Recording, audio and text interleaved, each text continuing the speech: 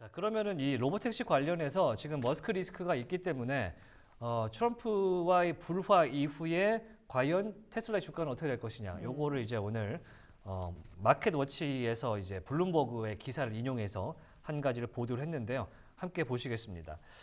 머스크 리스크가 트럼프 불화로 조금 더 커지면서 지금 로보택시라는 이벤트에 시장이 집중하기가 어렵게 됐다라는 내용인데요. 그 말씀을 먼저 드리자면 워낙에 이 인물 간의 싸움이 커졌기 때문에 로보택시라는 아주 화려해야만 하는 이벤트 자체가 축소해서 반영되고 있다라는 것입니다. 28일 날 대중에게 출시가 된다라고 하고요. 파이퍼 샌들러는 옵션 시장을 먼저 봅니다. 지금 옵션 매물로 봤을 때는 6월 13일 주간으로 봤을 때는 5.4% 정도 지금 주가가 오를 걸로 전망되고 있다라고 이야기가 되는데 이미 어제 이제 한번 하회 가능성이 대두가 되면서 요만큼 올랐는데 오늘은 그래서인지 크게 오르지는 못하는 모습 보여줍니다. 이 뜻은 뭐냐? 폭발적이고 괴멸적인 상승을 기대하는 사람들이 적다라는 것을 보여준다. 옵션 매물로 봤을 때는 사실 조금 더 트리플 더블 올라갈 수 있는 구간인데 지금 주가 상승 전망이 5% 내외라는 것은 이런 기대감이 적다라는 걸 보여주고요. CT도 마찬가지로 옵션을 봅니다. 1개월물짜리 옵션을 봤을 때는 1년 평균 값의 중간 가격으로 회귀한 상태다라는 것입니다. 그러니까 트럼프 갈등으로 인해서 풋옵션이 급등을 하면서 지금 올라갈 수 있는 상승 여력을 상당히 제한했고 그러면서 1년 평균 중간 가격으로 돌아온 모습, 즉 강세장, 약세장 전망의 지표가 전반적으로 상당히 중간 지점으로 플랫화됐다, 플랫이 됐다라는 이야기를 CT에서 합니다. 이게 파이퍼 샌들러와 일맥상통하는 내용이고요. 바클레이스도 풋옵션을 좀 봅니다. 풋옵션이 주가가 14% 이상 싸우고 난 다음에 $300가 깨졌죠. 그 당시에 순간적으로 375%의 풋옵션이 증가를 했다.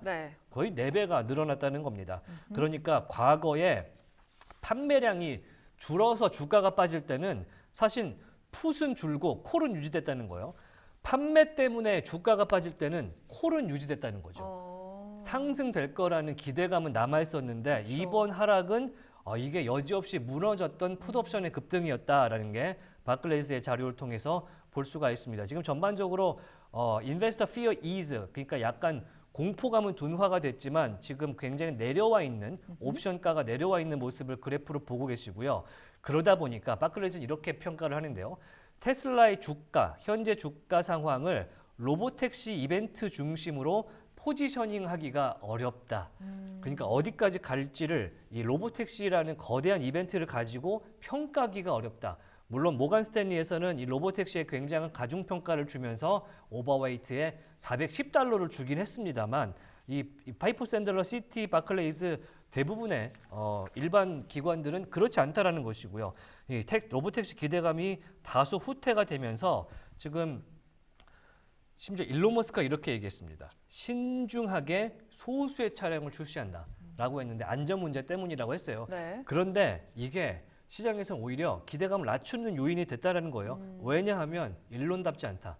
일론이라면 이렇게 로보택시 행사 같은 것은 대량으로 투입하고 정말 화려하게 우리가 이 정도 한다는 걸 보여줘야 되는데 안전 문제가 있지만 신중했고 소수의 차량을 출시했다는 것이 상당히 어렵다. 그래서 베어드에서는 투자 의견 보류했고요. 사업이 어려울 것이고 로보틱 사업이 앞으로 어려울 가능성이 있고 수익성도 좋지 못할 것이다 라고 이야기를 했습니다. 그러면서 주가에 큰 변화가 있으려면 시간이 필요할 것이다. 여러 가지 문제가 분명히 발생할 거라는 거예요. 그 자율주행 문제, 아까 제가 김주영 연구원타도 비전 주행으로 되냐 이거를 여쭤본 이유가 베어드가 똑같은 질문을 했거든요.